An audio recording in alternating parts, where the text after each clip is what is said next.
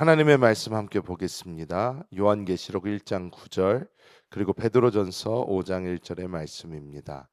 요한계시록 1장 9절 그리고 베드로전서 5장 1절의 말씀을 우리가 함께 합독해 보겠습니다. 나 요한은 너희 형제요 예수의 환난과 나라와 참음에 동참하는 자라. 그리스도의 고난에 너희 중 장로들에게 권하노니 나는 함께 장로된 자요 그리스도의 고난의 증인이요 나타날 영광에 참여할 자니라. 아멘. 오늘 이 말씀이 우리에게 주는 것은 하나님을 섬기는 우리들의 모습이 어떠해야 하는가라는 것을 우리에게 명확하게 보여줍니다. 오늘 본문에서 사도 요한은 예수의 환난과 나라와 참음에 동참하는 자다 이렇게 자신을 소개를 하고 오늘 베드로전서에 나오는 베드로 역시 그리스도의 고난의 증인이다 이렇게 스스로를 부릅니다. 이것은 단순히 어떠한 그 사도들의 개인적인 고백이 아니라 우리 모든 믿는 이들, 특히 우리 직임을 받고 주를 섬기는 모든 직임자들에게 하나님께서 주시는 말씀인 줄 믿습니다. 그래서 오늘 요한계시록 1장 9절과 베드로전서 5장 1절의 모습을 함께 보면서 이 주님을 섬기는 사람들의 자세가 어떠해야 하는가, 하나님께서 우리에게 어떻게 말씀하고 계신가, 우리 함께 나눠보도록 하겠습니다. 교회의 섬김의 자리는 먼저 고난에 동참하는 자리이다. 이렇게 우리가 깨달을 필요가 있습니다. 교회를 섬긴다는 것은 곧 예수님의 고난에 동참한다는 것입니다.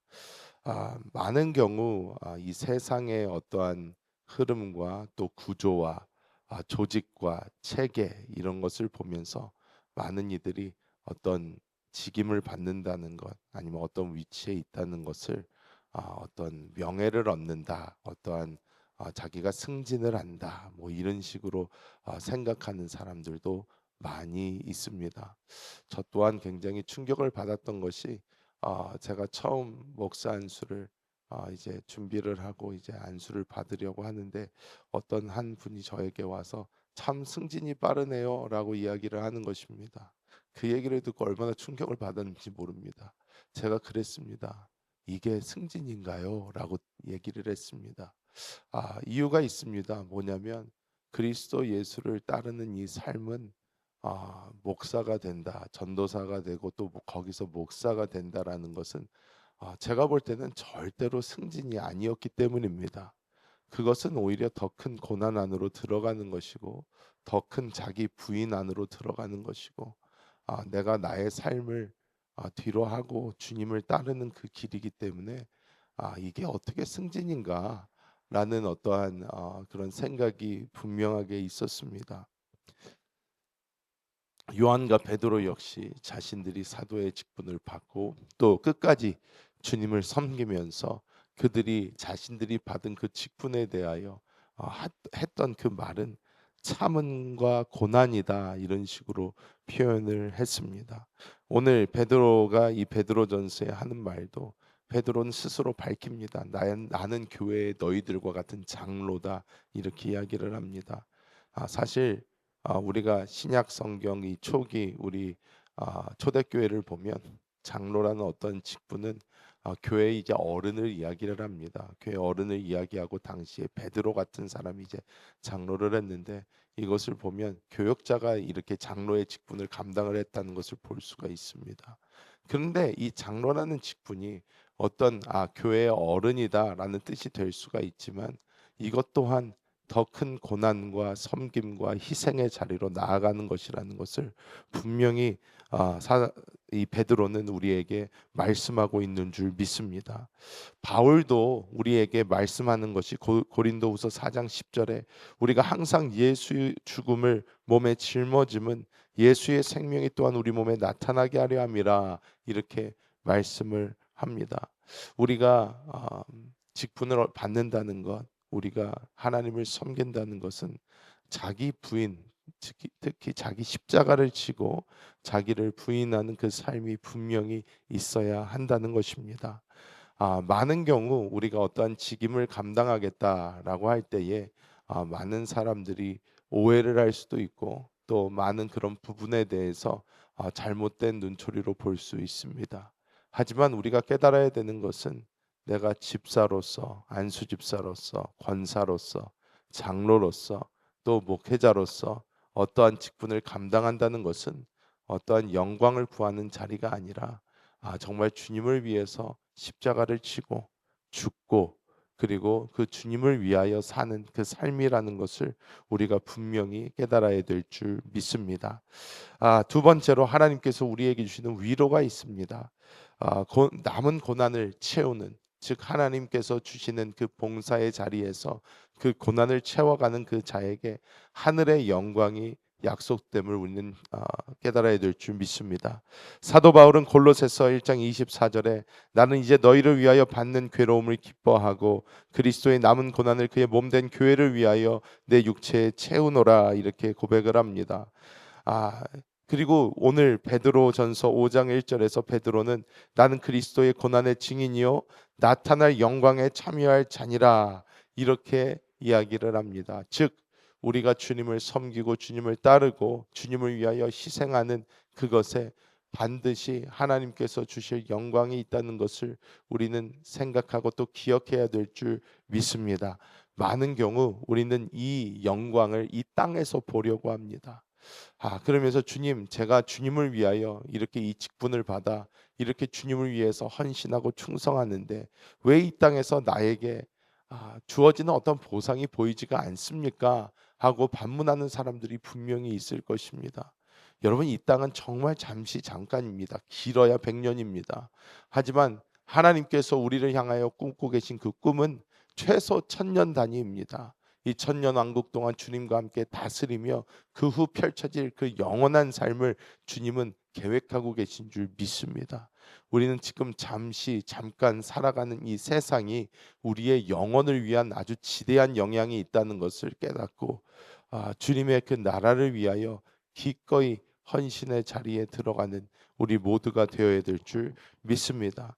마지막으로 우리의 이 섬김과 봉사와 우리가 하는 이 모든 것은 어떤 보상을 바라보며 가는 것보다는 주님을 향한 뜨거운 사랑을 가지고 나아가야 된다는 것을 우리 모두 다 깨달아야 될 줄 믿습니다. 예수님께서 부활하셔서 이 갈릴리 바닷가로 가십니다. 다시 고향으로 돌아간 베드로와 형제들이 이제 낚시를 하고 있는데 예수님께서는 그들을 부르십니다. 또 해변가에 조찬을 차려두시고 예수님은 그들을 먹이시고 베드로에게 물으십니다. 요한의 아들 시몬아, 네가 다른 사람들보다 나를 더 사랑하냐? 나를 사랑하냐? 이렇게 3번을 물으십니다. 베드로가 한 3번의 부인을 치유하시는 예수님의 목적이 있었지만 예수님께서 사랑하냐고 물으신 후에 베드로가 주님을 내가 사랑합니다. 주님께서 아십니다. 라고 이렇게 답을 했을 때에 예수님께서 베드로에게 당부하시는 것은 내 양을 치고 내 양을 먹이라는 것이었습니다. 즉 주님의 교회를 부탁하시고 주님이 맡겨주신 그 영혼들을 위하여 헌신할 삶을 베드로에게 요구하셨다는 것입니다. 우리의 하는 모든 우리의 섬김과 봉사, 이 모든 것은 주님을 향한 사랑이 그것의 베이스가 되어야 됨을 믿습니다. 많은 경우 우리가 보상, 상급을 바라보고 면류관을 바라보고 뛰어갈 때에 사람들은 굉장히 살벌하게 변합니다.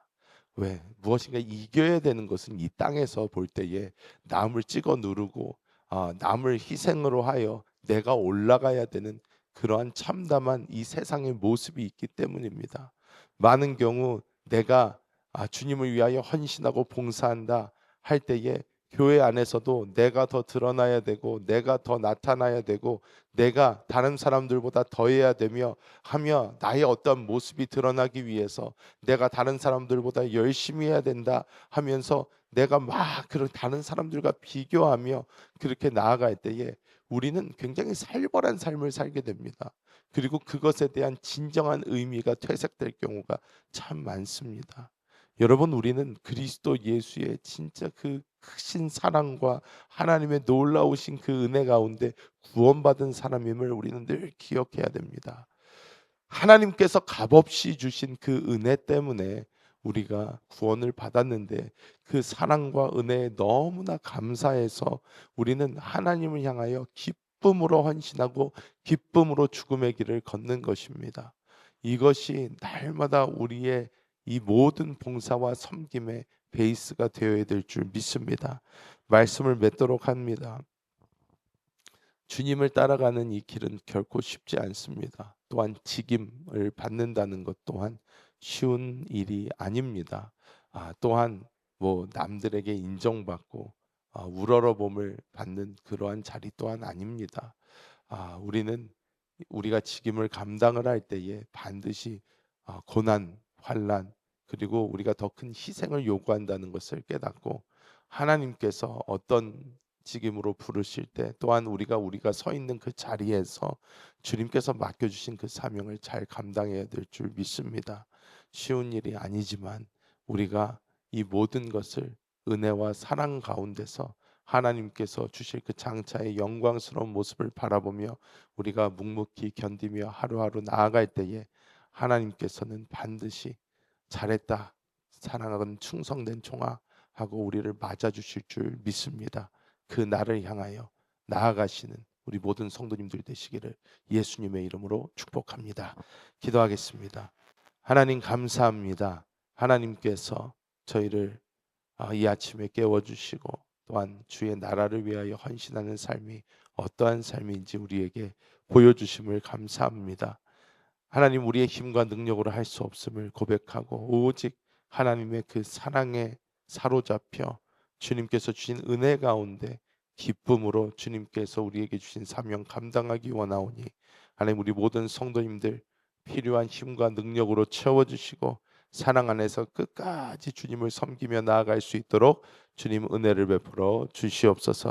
하나님, 이 시간 함께 기도하는 모든 성도들의 기도를 들어 응답하여 주시고, 하나님, 우리와 함께 동역하는 한세교회 성전 건축 위에 놀라운 은혜를 부어 주시며 우리가 이 하루 시작합니다. 하나님께서 우리의 힘과 능력 되어 주사 세상을 따라가는 우리가 아닌 내주하시는 그리스도를 따라 사는 우리 모두가 될 수 있도록 성령 하나님 역사하여 주시옵소서.